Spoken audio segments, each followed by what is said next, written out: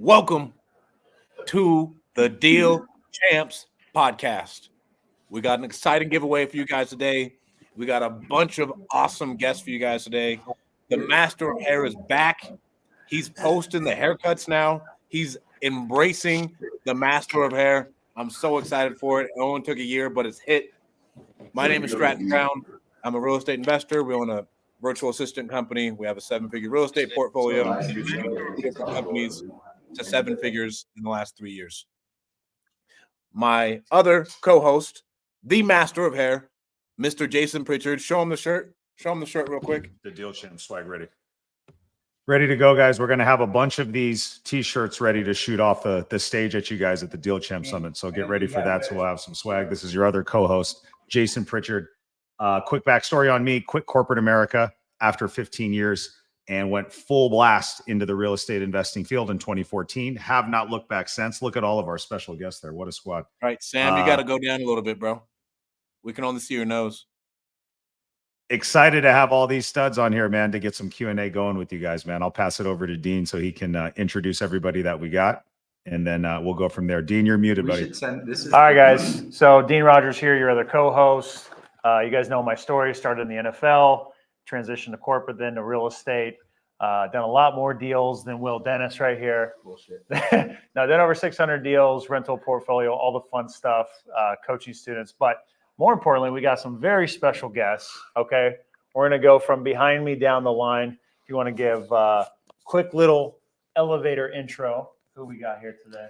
Sam Prim, done over 1,000 deals in the past 9 years, bought Like $50 million worth of real estate using none of my own money, and 3 million followers on social media. Boom. Wow, he hit 3 million. He did. Oh my God. Right? That's the flex. Wow, big boy. Nice to Big meet guy. you. Willie Numbers out of South Florida, over 550 deals, but I'll make it 650 just for Dean's sake, just to beat him on this one. Run a wholesale company out of South Florida, teach Latinos how to do this in Spanish and English. Wow. And I'm going to pass it over to Rafael. What's up? Rafael Cortez out of Phoenix, Arizona. I've been doing this since 2009. I've done over 1,200 documented deals. And and also coach real estate wholesaling. Love the podcast. What's up, fam? I'm Anthony Sandoval. I'm a real estate developer out of LA. I've done 120 projects. I offer in the $2 to $5 million price point, and we're here at Tampa. It's a great event. Mastermind, baby. Awesome. Liam, why don't you The introduce yourself? Guru Central. My name is Capital. Liam. I started my first software company, scaled it up to $10 million in annual revenue. Now I consult for other software companies. There we go. What's going on, Liam? All right, guys, everybody who's watching this live, it's going to be an amazing Q&A. All right, it was 500 we'll have deals you, an we'll hour have you ago. guys on in a second. Go, get out of here. 600. Get out of here. All right, Dino, I'm going to mute you because you guys pick up so much background noise. So out of all those people, everyone except Rafael Cortez is going to be speaking at the event. Well, and Willie.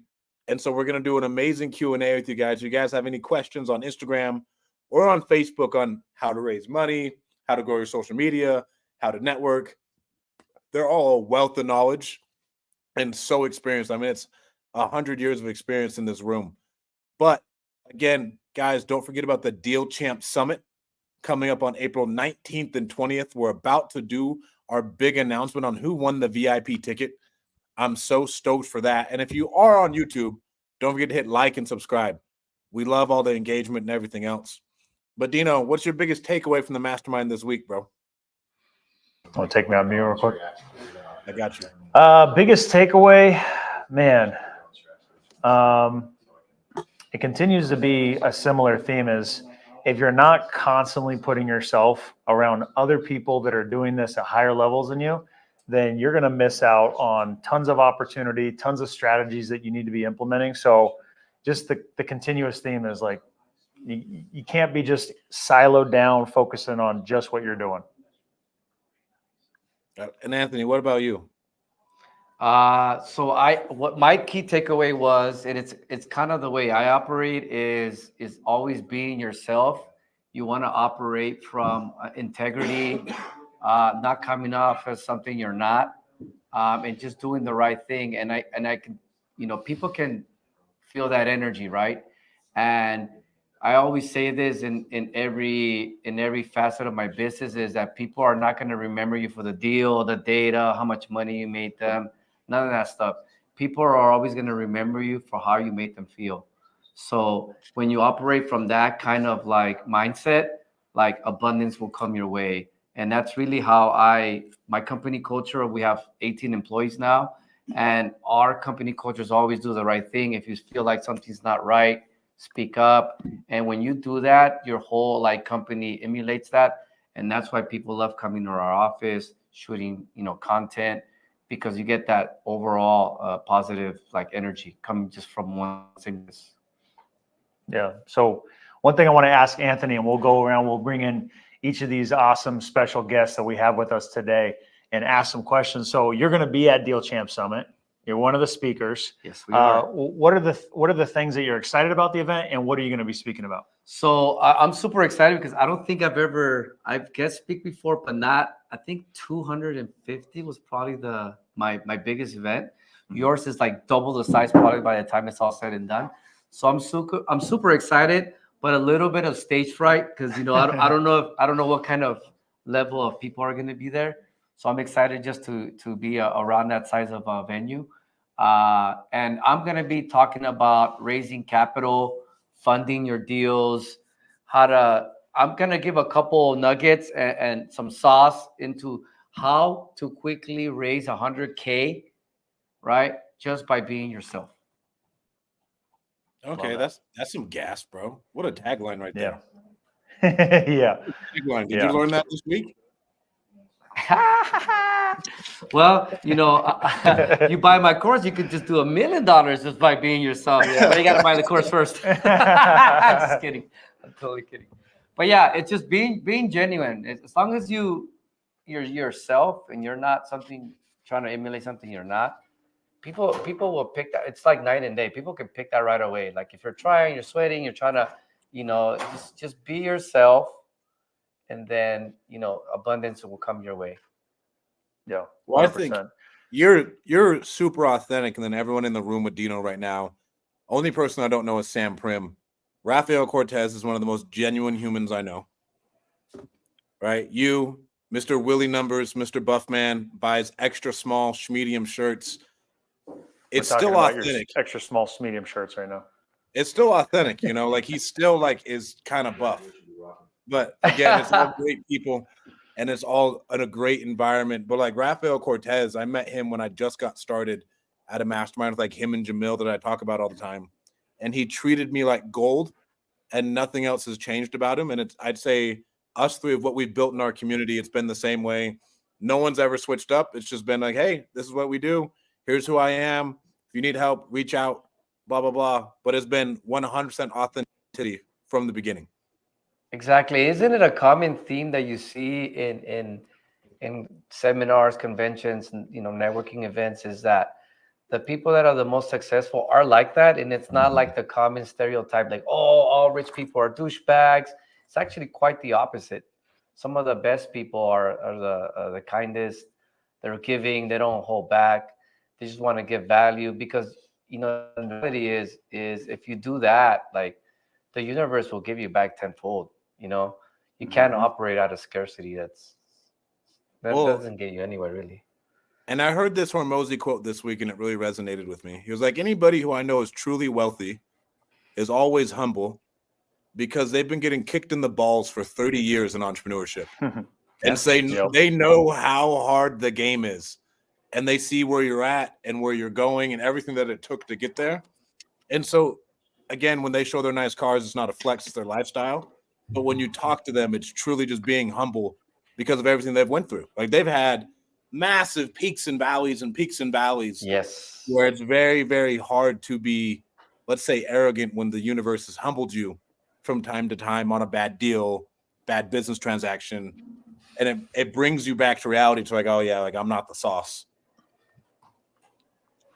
Hell yeah. Well, dude, we're excited to have you at Deal Champ Summit. You're going to crush it. Add tons of value for everybody. I'm going to come in with the heat. Yeah. Everyone's going to raise capital easy. Yep. So make sure you guys are at the event just to see Anthony alone. Other speakers are just going to be icing on the cake. So thanks for joining us today. My bad. Yes, sir. Thanks, brother. Yes, sir. Appreciate you. Bring All right, Mr. man. See you Smedium guys in out. Fresno. I'm gonna be there one day only. Strat Daddy says bring in Mr. Smedium. Bring him in because he's got to go. You got to run. Okay.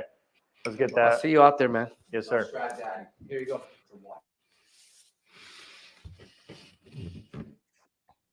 Guys, if you have any questions, we got a lot This of is one people of on many here. men you have a crush on. So here's Oh, Mr. Rafael Cortez. my favorite What's up, trio senor? right here. Yeah. So Rafael Sexiest Mexican in Cortez, life. sexiest Mexican in life. Okay. New All right. title. I just got a new title. You did. Yeah. You got another one. Yeah, Just there you go. add it to the list. So tell me, what have been some of the biggest takeaways for you at this event? We're at a mastermind with a ton of real estate investors all over the country doing lots of different strategies to find success in real estate. What are the things that you're finding the most value out of this event? Well, one is it's kind of like an old tried and tested one. Collaboration never fails. Mhm. That's for sure. The other one, and I think it's the one that just kind of puts some just kind of make the hairs on the back of my neck, stand up a little bit, is seeing all the development with AI, everything that's happening Right. with AI. And I think we're at that pivotal point where if you don't start at least to understand it, not necessarily becoming an expert at it yet, because the regular traditional methods still work, but it's not going to be like that for too much longer. I mean, here coming into the next several years or a couple of years, you're going to have to join into that technology aspect of things, because otherwise you're going to be left behind. It's inevitable. The way things are moving, it's just insane. So Sure. and I'm an old school kind of guy. I mean, we're rolling out stuff that door knocking, right? It's like one of the oldest ways of lead generation, stuff like that. So that makes me feel all warm and cozy. But the reality is that the perspective has to shift a little bit, and we have to incorporate some of the new things that are coming up, because We're in a new era. yeah, We're in a new era, and like most changes in time, if you don't adapt, yeah, you fall behind and maybe go away. And I was just talking with an AI guy yesterday at dinner, and their company is solely focused on taking in leads and then giving it over to the AI chat people, and they take over the entire conversation pretty much from start till close, essentially, until a live person sends the contract. So pretty wild. You know what got me? It's like those concepts, right? Like we've heard about them and all that stuff. What's really like intriguing right now is how good they are. Right. I mean, there's empathy. There's Right, like right, all right. kinds of stuff that's being rolled out through AI, artificial intelligence is just acronyms. Yep. But it's crazy how good they are. So if you're on the other side of that screen, you're not aware of what's happening in the world, right? You don't even realize you're talking to a bot. Yeah. So yeah, Kind of a trip, right? Raf, very much so. are you close to implementing anything on the AI side? Because I know you have a technical background, you have the software and all that stuff. So I actually, your opinion, I think, is probably someone that people should listen to when it comes to this. Like, where do you think on the scale we're at with AI, and what would you be ready to implement, like, let's say in the next 3 to 6 months with your business? So we're already doing it in a platform. So we have a platform. It's a door knocking platform. Nothing too crazy, right? We're just going in there and then scraping records and stuff like that. But we're also segmenting and using AI to kind of allocate and qualify the leads as they're coming in. So we're using it, but I feel like on a scale of 1 to 10, it's a level 2, right, on the complexity scale. So we're just playing around with it, and I thought it was the coolest thing when I saw it. And it does save a ton of hours in terms of the workload. The stuff that we were doing with 4 VAs, now we're doing it with just automatically through that AI implementation that we rolled out on that internal software. Like, the software is growing, we're adding more features to it. But just given what I just heard on the other room, it was a really, really thorough presentation on the possibilities of it and the tools that are already out there, right, that we can come in and roll out. And I mean, okay, let me just put it this way. Like, my first question went from who to, is there AI for this? Like that's the first question that I'm thinking about already. In terms of building SOPs, in terms of training my team, in terms of new ways of prospecting, new ways of deal structures. I mean, you name it, guys. Like, it's headed that way. So That's crazy. What was your biggest crazy. like AI takeaway so far? Like something that someone implemented. You're like, yeah, we got to do that. The conversational AI it's insane. So conversational AI, meaning that there's a platform where you come in and then you start tapping into just, basically DMing, right? But the fact or the way that it's doing it, it's what's crazy. Again, it's got like there's almost empathy to the messages. You don't feel like you're talking to a robot. So it's not a set of scripts, right? It actually goes through a conversation, understands the temperature of the conversation, the emotion behind it, and then it'll repeat it or answer in a fashion that fits. And just some of the examples that have been used on the display, it's crazy. But conversational AI is incredible, and for me to think that we're somebody standing on the other side of the screen, thinking that they're actually talking to a human being, when the owner of that company is taking a nap or is at the beach somewhere.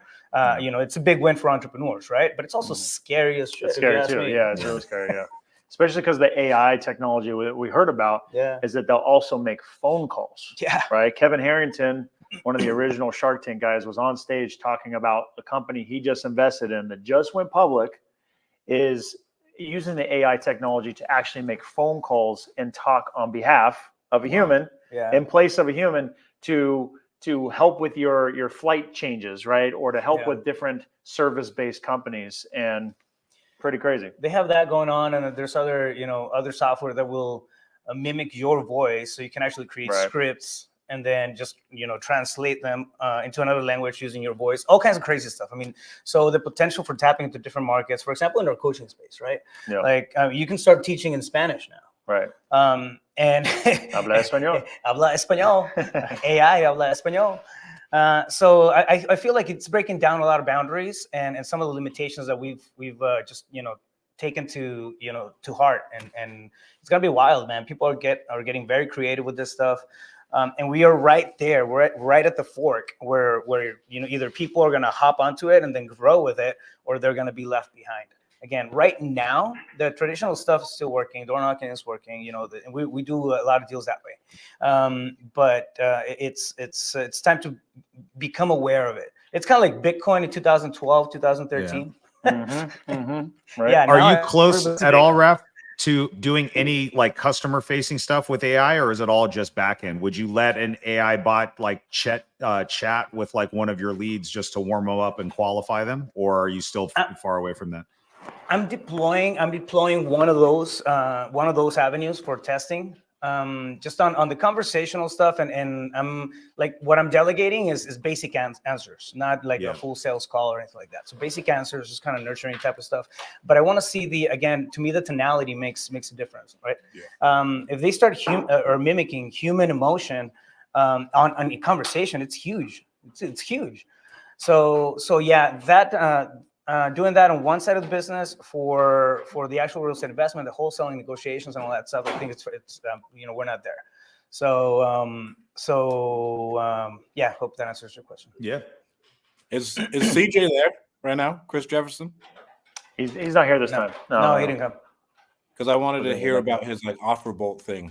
Him and Steve have been hyping it up, saying that like his AI chatbot is next level as far as taking it from like start to a pretty damn warm pass off in the wholesale space, because to where we don't really have to do a lot, and this is for months at a time. Yeah, there's one platform that seems to be just swiping everything through it, and I don't know, I'm not familiar with the one they have, but yeah, I mean, the technology is definitely out there, guys. Like it's going to be a matter of competing platforms and value add. I think at the end of the day. Oh yeah. Well, awesome, man. Thanks for coming on. Of course. Love you guys. Deal Champ Summit is coming up. Great always to catch up with Rafael, and just always adding value, man. Appreciate you. Okay, nice. All right. Love y'all. Go. Bro, what type of camera you got? Do you know? This is my boy Adam's Sony A7R5. Is it fire or what? Right. It looks Great. really You good. guys look crispy, dude. Yeah. Okay, we looking crispy. Well, Did you get the mic? Yeah, I Did you get got the it. earpiece? I got it. I'm rocking. You're ready. Couldn't even see. All right. Well, we got Mr. Sam Prim, faster freedom. He doesn't do it slow. We No, do fast freedom here. faster. Yeah, faster. We don't do slow, medium, fast. Not even fast. Nope. Faster. Yep, fastest. The fastest. No, not fastest. Just faster. That's true. That's Yeah. accurate. There's someone else that's fastest. Probably. Maybe. Mhm. But we got Sam Prim here. He is a speaker at Deal Champ Summit. I am. Yep. He's going to crush the stage. So he's like the Louisiana Purchase. He's in the middle of the states, the Midwest. He's going to be bringing the East and the West Coast together. The gateway to And, the West is what we call it. Yes, that's right. And every time I talk to you, you blow my mind. Honestly. Is that good or bad? You know, we'll tell you later. Okay, good. But I'm always excited to talk to you. Wealth and knowledge. Tell us what you're going to talk about at Deal Champ Summit. What are you excited, fired up to talk about? I'm gonna talk a lot about leverage. So I've been able to buy about $50 million worth of real estate using none of my own money. So Just a it's little all bit. about leverage, right? Leveraging other people's money, leveraging other people's skill sets. Like you can't do that on your own, right? You have to leverage a lot of different things. And I think leverage is the number one skill set of wealthy, successful people because we all have the same 24 hours in a day. But if you're able to figure out how to leverage other people's money and skills and knowledge, then you can really do a lot of crazy shit. So that's what I'm talking about. What about your boy Dave Ramsey? What do you got to say about Dave? Dave, yeah. So there's doesn't like leverage. there's these old boomers that are just like they don't like millennials. So Dave Ramsey called me a liar, and then Ken McElroy just called me an idiot last week. So there's just these old, Wow. these old boomers like, get off my lawn. You don't do it how I did it, so we're gonna call you out. Yeah. That's interesting. Bro, Ken's got a Ken bunch of leverage McElroy on his one. stuff. Yeah, I wouldn't imagine Ken would be anti-debt. Yeah. Well, McElroy was more of like one of his team chopped up one of my videos, and I said, that I own, this much real estate. I'm not worried about losing $50 a month cash flow right now because of, depreciation, appreciation, all the tax benefits I get. So $50 a month when I'm, able to make, several hundred a month on those other things was, okay for me. But his team chopped it up and made it look like I was happy to lose $50 a month. So he probably didn't even know that he was calling like out of context me an idiot, but it is what it is. I'll take it. Any press is good press. Yeah. And So, dude, when tell did me- Dave Ramsey call you an idiot? Like when did Dave Ramsey? About a year ago, he took like 3 or 4 minutes out of his show and called out one of my videos and said he called me a liar because I said I was in $25 million worth of debt. And he didn't believe that was true. So he went on this whole tangent about I'm a liar and all these people on social media is filth and all this stuff and all that fun stuff. That was pretty good one though. Dave's got a much bigger brand than Ken McElroy. Yeah. Ken McElroy was obviously a successful, cool dude, but Dave's a old curmudgeony whatever. Yeah. Bro, my number one question was how much of a reach did that give you when the old whites came after you? The old whites. It was. I think it was pretty good. I mean, again, Ken's not doesn't have a huge following. Dave does obviously. Most it got some pretty good press. A lot of people are like, hey, Dave called you a liar. I wish he would call me out because that was him punching down for sure. Because his brand is 10 million times bigger than mine. But it got me a little bit more reach. But he didn't use my name in the video. It's the only bad thing that Ramsey did. He's like, yeah, that young kid talked about $25 million of debt with his baby on his hip. Like it was my video he was referencing, but he didn't use my name because probably didn't know it. But that would have been even better. So a lot of people sent it to me, and it was me that he was talking about. But I first and said I'd go be on his show and fly down and put it on a credit card, all this fun stuff. But he would never let me on his show because it's not good for his brand. That would be killer though. That would be fun. For sure. What would you say to him? I'm sure you go toe to toe with him. What would you say to him to defend your argument? He's been so successful with his one way of doing things that even in his mind, if he thinks that it's okay to have debt, he's never going to say it. And I mean, he's been quoted saying you wouldn't borrow $1 billion at 0%. So I would just, explain there are other ways to do things. Like I would say, if you want to not be poor, do what Dave says. If you want to create wealth, do what I say. So I would just have that conversation. So if you want to not be poor, do that. But if you want more out of life and not like eat bologna and cardboard your whole life and pay off all your debts and not enjoy life, then you can do what Dave does. Sam, where are you getting all your social media ideas? And is most of your reach coming from your TikTok or your IG? So TikTok's banned right now, which is Like very legit, you can't use it? legit. Can't log in. Can't log in. It's Currently banned. Wow. That's a trip. Wow.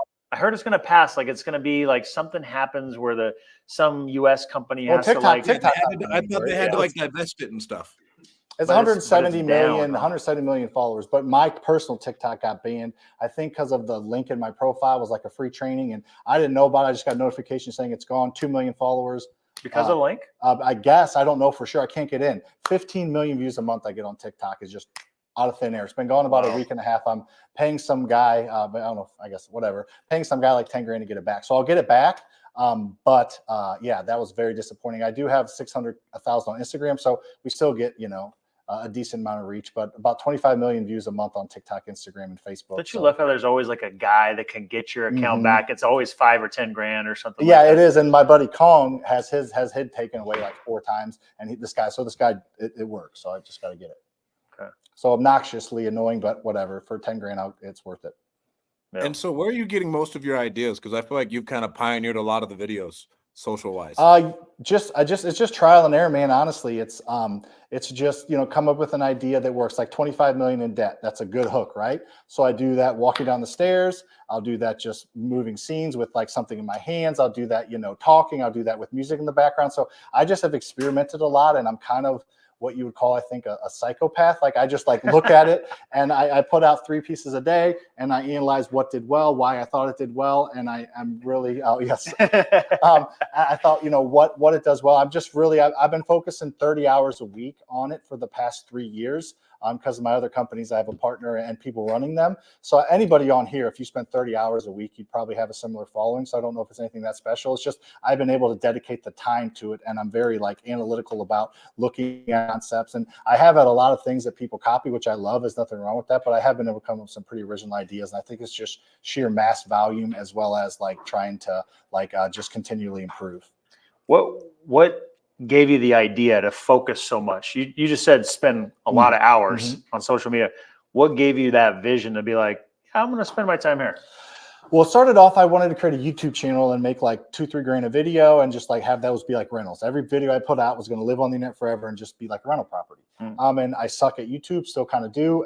So then I was like, all right, I'm getting like 80 views, 200 views, not getting any traction. So then I started to post on TikTok and Instagram, and I just have a better knack for short form content, able to explain things simply and clearly and interestingly. And so then that started to get traction. Then people started. So originally it was just for YouTube, but then I started to see the reach and the potential. So then I created a program around it, and we sell 50 to 70 students sign up every single month, and 80% of them come from organic. So I really believe in having a brand, and the bigger my brand gets, the more I'll be able to do with it and plop the brand on top of other companies as well as other products, and just get the obviously a very small scale, but similar, like kind of what Mr. Beast does. So I'm all in on the brand, and that's what I still focus about 70% of my time on. How much money privately comes from the brand now? Because your business model sounds a lot like Austin Rutherford's. I don't know if Austin's out there, but Austin. Oh no, he's not out here. Through his brand. He's in the family, right? Isn't he? I don't think he is. No, I've never seen him out here.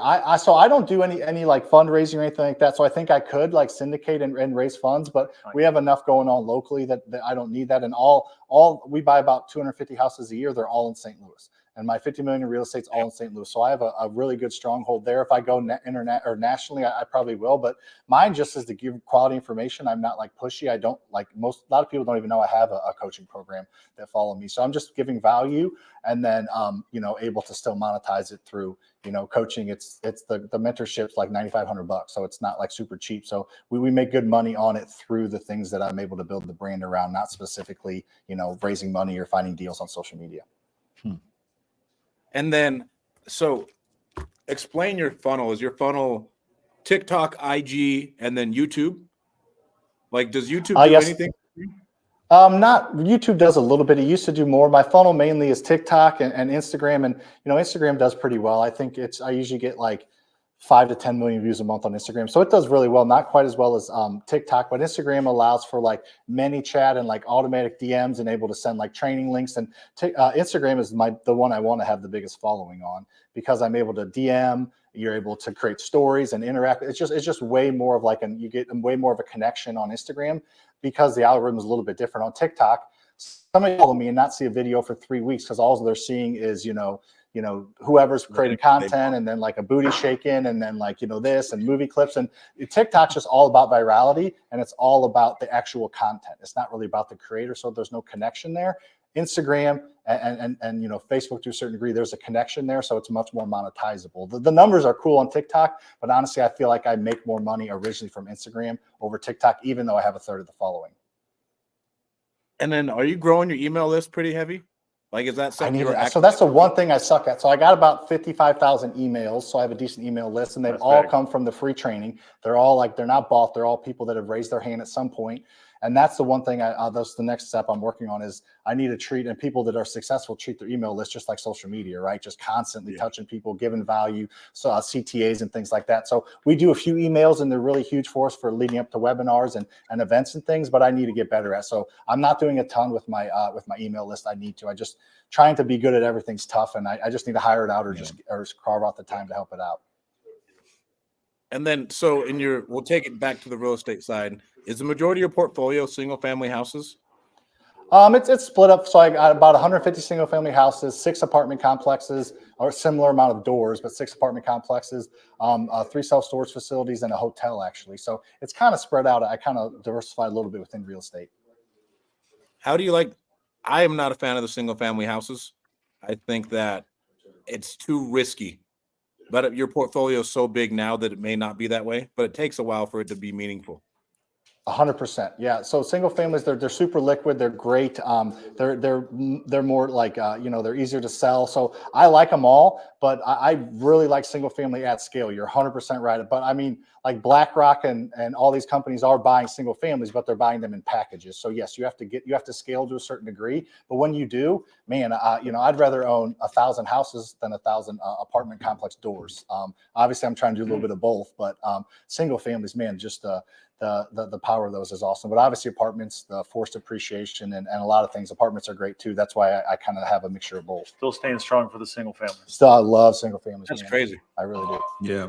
Yeah. I think Sam's presentation is going to be one of the ones that gets the most traction at the Deal Champ Summit, just because everybody obviously kind of new looking in wants to kind of get to the position that you're at, Sam, just owning all the rentals, having all that stuff, right?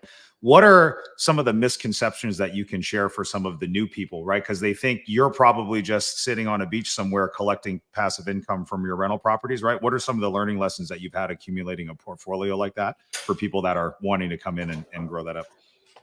Yeah, I got a ton, man. We've made so many mistakes growing so quickly. I think the biggest thing for me, I try to replace my W-2 income with cash flow from rental properties. And when you buy rental properties using none of your own money, it's great, it's scalable, but the kind of downside to it is there's not much cash flow there. There is cash flow, but 100, 200, maybe $300-400, net per door, it's just not going to add up. And it's hard to scale single families. And most people have to start with single families to graduate to multifamilies. I got turned down for a couple multifamily loans until I had to prove myself with several single families. So I think the biggest misconception is the cash flow that comes along with owning single families when you're not using any of your own money. I quickly found out, well, not quickly, I'm kind of an idiot. It took a couple of years to figure out that we need a wholesale and fix and flip as well as buy single family. So you got to do active and passive income at the same time. You can't really do one or the other if you want the holistic, freedom now and freedom later kind of thing. So cash flow is a huge one. And then I just did a presentation at our local meetup in St. Louis last month about just all the mistakes we've made. And there's a lot of them. Most of them are just trying to bite off more than we can chew and trying to figure it out after the fact. Nice. Well, dude, as you can tell, your presentation at Deal Champ Summit is going to be on fire. Can't wait to have you, man. It's going to be a pleasure. Thanks for jumping on, dude. Nice to see you guys. You as well, bro. Thank you so much for coming on. Yes, sir. Did Mr. Buff guy leave?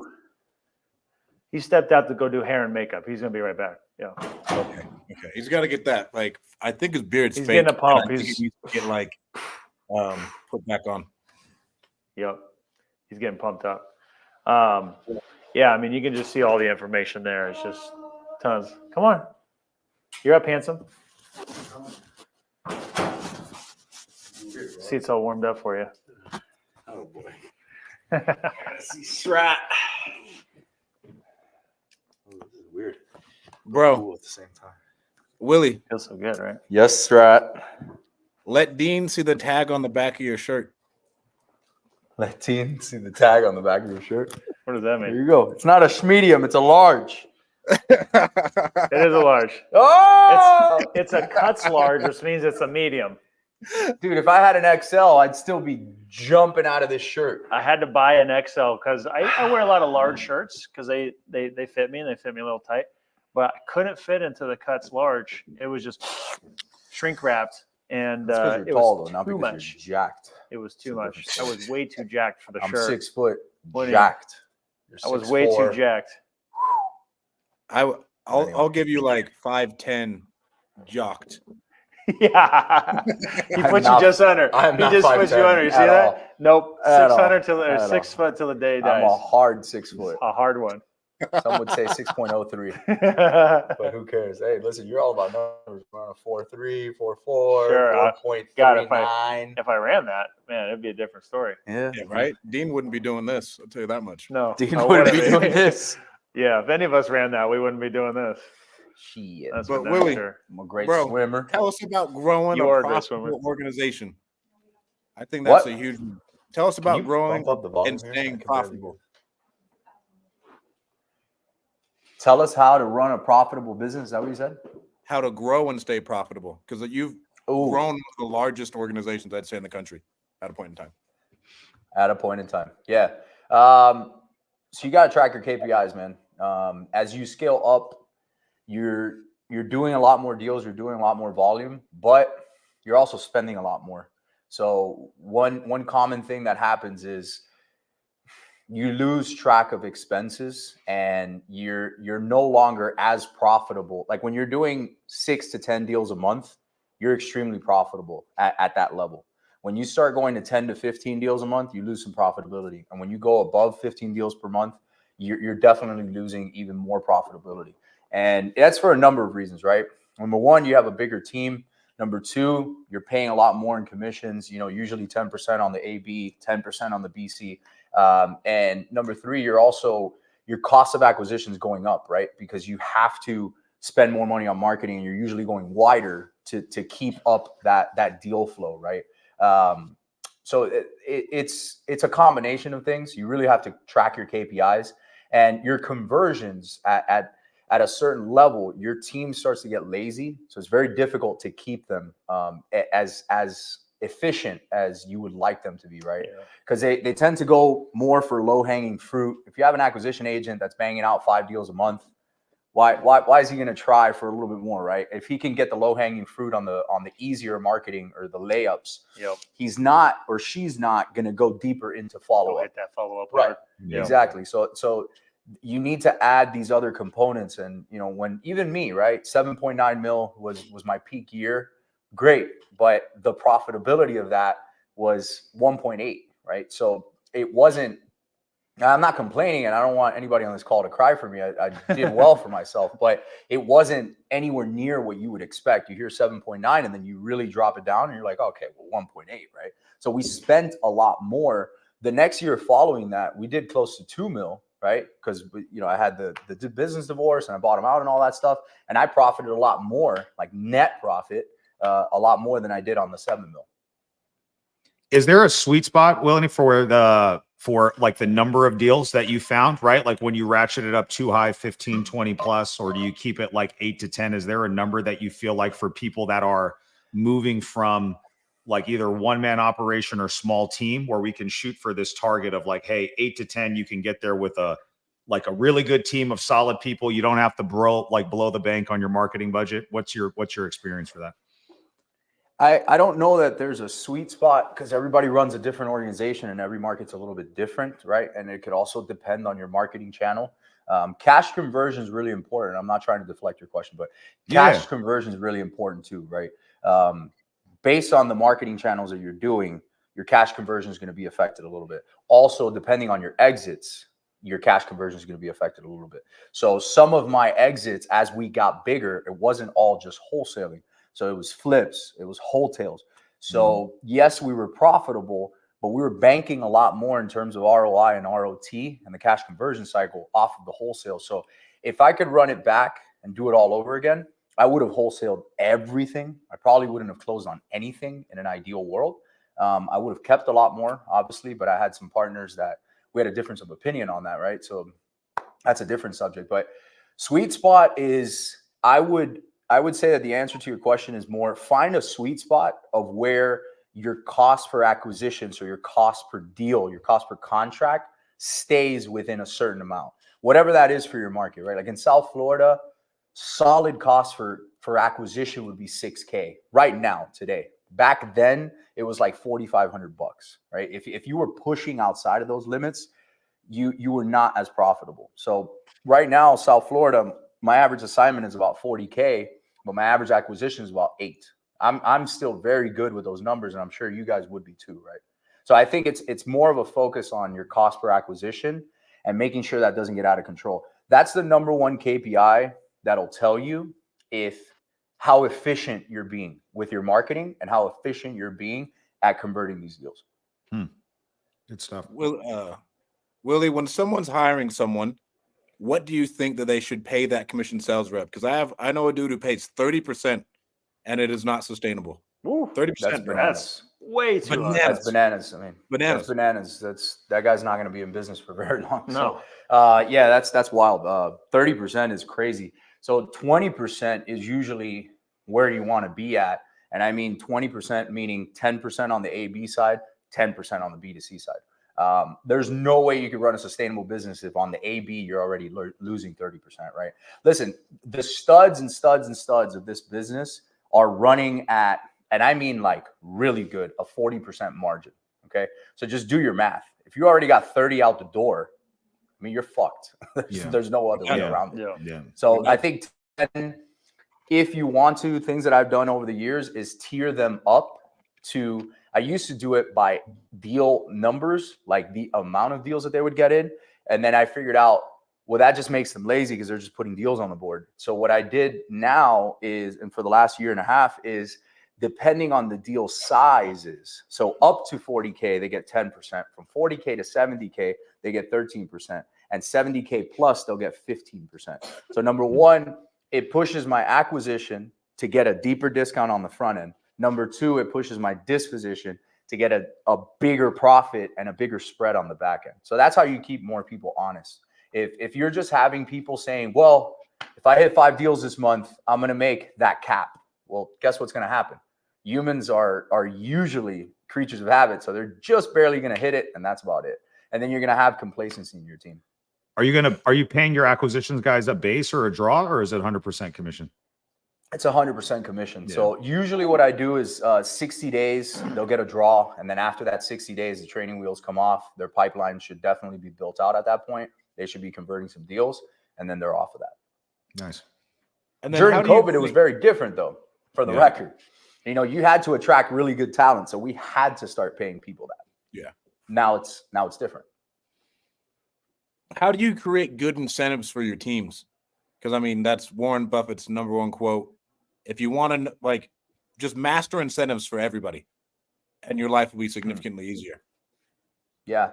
So I think that's a tough question to answer just with like a 1-sentence answer. You have to really go back and learn what your team wants, right? What are their expectations and what are their goals, wants, and needs? I've had salespeople in my organization that are younger, for example. They just don't give a shit about anything else. They just want money. They want to ball out. They want to have that sick car. They want to live in the sick apartment. They want to buy the stupid shit that they think I'm buying or whatever it is. And they think that that's their idea. So they just do that. And then you have, you know, people that have families, for example, that's not going to drive them. Money's not going to drive them. Their fulfillment is, hey, I like working here. I like being here. I like the culture of this place. I like the environment of this place. So I think everybody's a little bit different when it comes to incentives. Not saying that you should run around and, you know, if you have 20 people on your team, incentivize 20 people 20 different ways, right?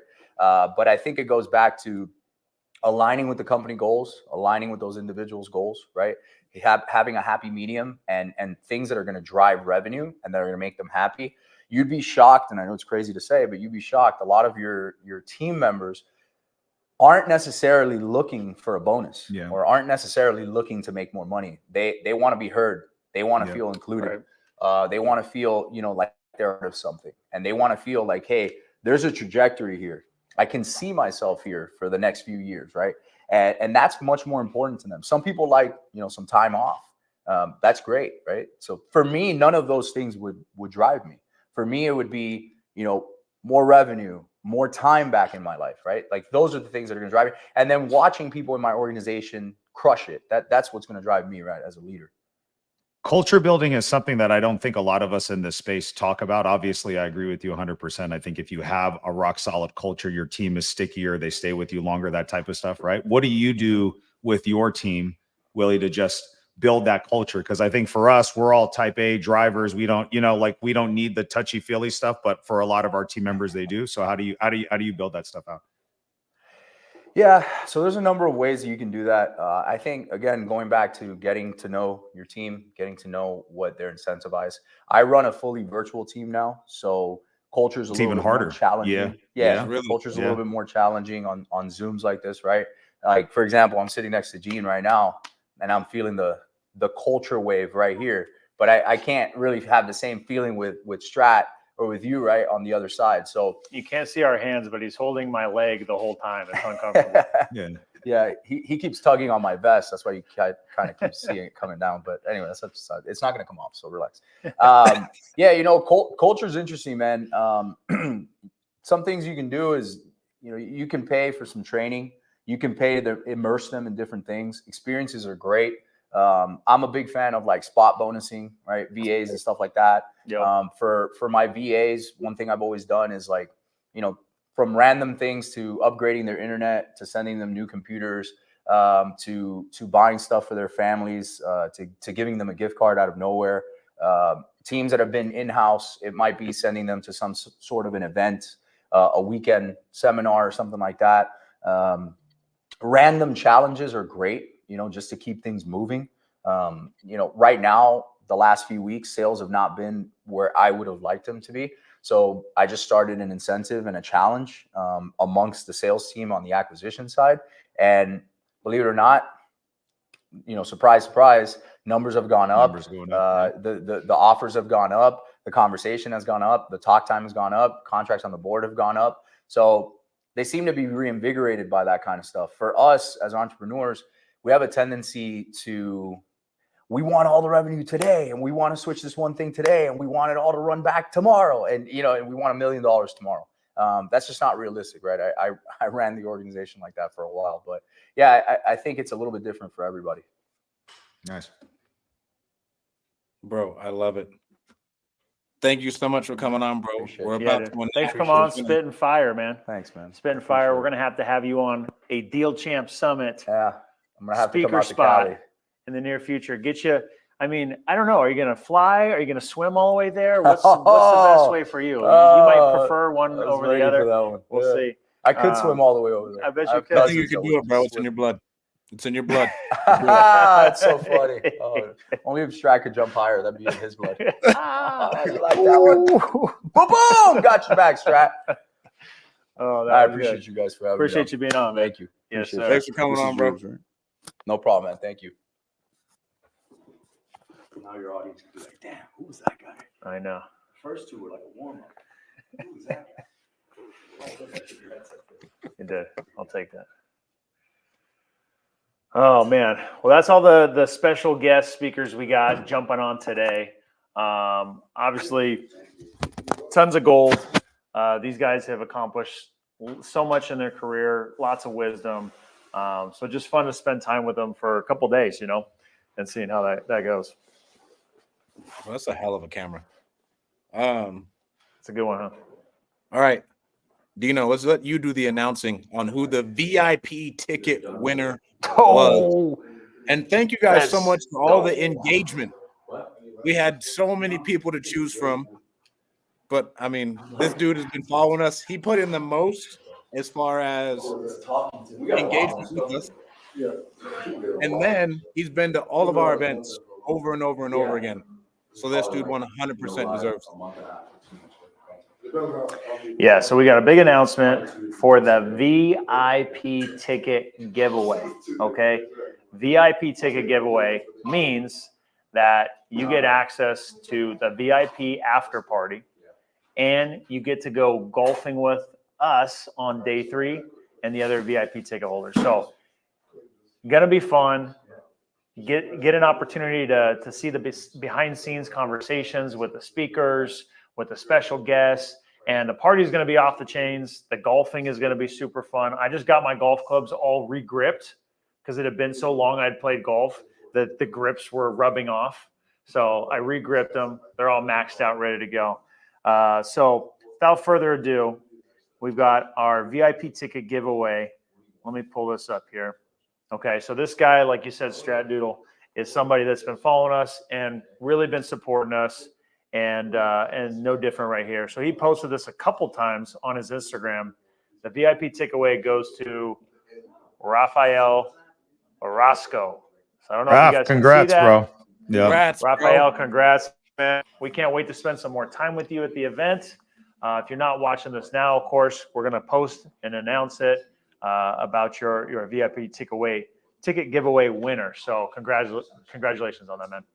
Love it. And then shout out Greg Helbeck, my guy, Greg. Greg Helbeck. Yes, friend, sir. friend of the pod. Friend of the pod. Friend of the pod. All right, guys. That's all we got for today. Do not forget to hit like and subscribe. If you're on YouTube, if you're on the podcast app, we'll give us a 5-star review. We will see you guys next week. And do not forget to go get your tickets at dealchamps.com/summit. We'll see you guys all there, and we'll talk to you guys next week. Peace. Peace.